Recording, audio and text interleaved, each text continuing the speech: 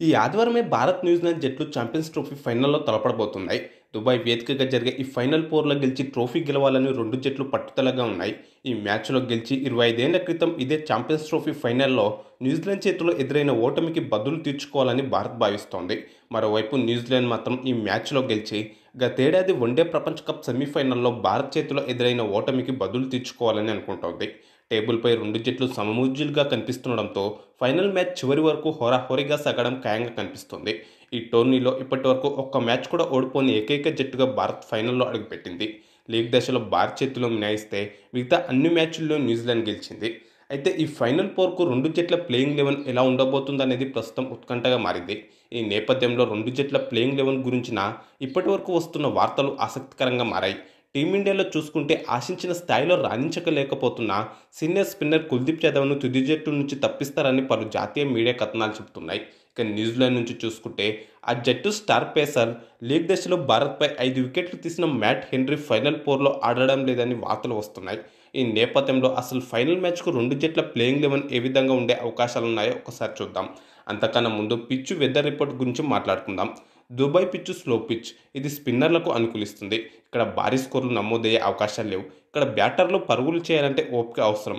క్రీజులో కుదురుకుంటే కానీ పరుగులు చేయలేరు. ఇక మ్యాచ్ రోజు ఎలాంటి వర్షం పడే అవకాశాలు లేవు. దీంతో మ్యాచ్ సజావుగా సాగనుంది. ఒకవేళ ఏ కారణంతో అయినా పూర్తి ఆట సాధ్యం కాకపోతే రిజర్వ్ డే కూడా ఉంది. రిజర్వ్ డే నాడు కూడా మ్యాచ్ జరగకపోతే రెండు జట్లను సంయుక్త విజేతలుగా ప్రకటిస్తారు.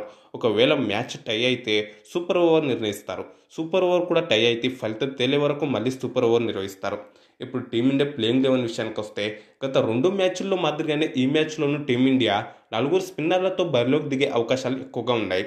అయితే స్థాయికి తగ్గ ప్రదర్శన చేయలేకపోతున్న సీనియర్ స్పిన్నర్ కుల్దీప్ యాదవ్ స్థానంలో యువ స్పిన్ ఆల్రౌండర్ వాషింగ్టన్ సుందర్ను తుది జట్టులోకి తీసుకుంటున్నారని పలు జాతీయ మీడియా కథనాలు చెబుతున్నాయి.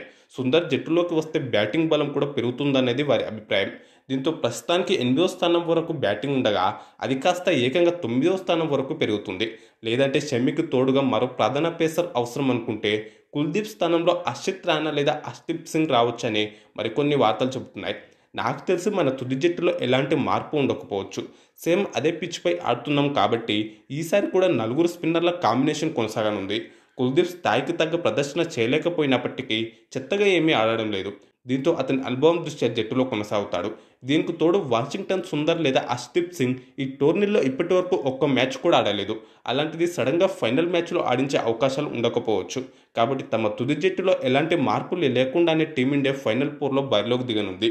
ఈ లెక్కన ఓపెనర్గా captain Rohit Sharma, vice captain Shubman Gill, వన్డౌన్లో విరాట్ కోహ్లీ, 4వ స్థానంలో శ్రేయస్ అయ్యర్, 5వ స్థానంలో స్పిన్ ఆల్రౌండర్ అక్షర్ పటేల్, 6లో వికెట్ కీపర్ కేఎల్ రాహుల్, 7లో పేస్ ఆల్రౌండర్ హార్దిక్ పాండ్యా, 8లో స్పిన్ ఆల్రౌండర్ రవీంద్ర జడేజా ఆడున్నారు. ప్రధాన పేసర్గా షమి, ప్రధాన స్పిన్నర్గా కుల్దీప్ యాదవ్, వరుణ్ చక్రవర్తి ఆడున్నారు. ఇక న్యూజిలాండ్ ప్లేయింగ్ 11 విషయానికి వస్తే వాళ్ళ స్టార్ పేసర్ మార్ట్ హెన్రీ గాయంతో బాధపడుతున్నాడని వార్తలు వస్తున్నాయి. నిజానికి సౌత్ ఆఫ్రికాతో జరిగిన సెమీఫైనల్ మ్యాచ్లో హెన్రీ గాయపడ్డాడు. అయితే ఫైనల్ మ్యాచ్ నాటికి అతను గాయం నుంచి పూర్తిగా కోలుకొని ఆడతాడో లేదో చూడాలి.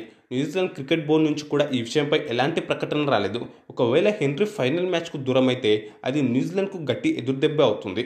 ఎందుకంటే లీగ్ దశలో భారత్తో మ్యాచ్లో హెన్రీ 5 వికెట్లు పడగొట్టాడు. అలాగే ఈ టోర్నీలో ఇప్పటి వరకు అత్యధిక వికెట్లు తీసింది కూడా హెన్రీనే కావడం గమనార్హం.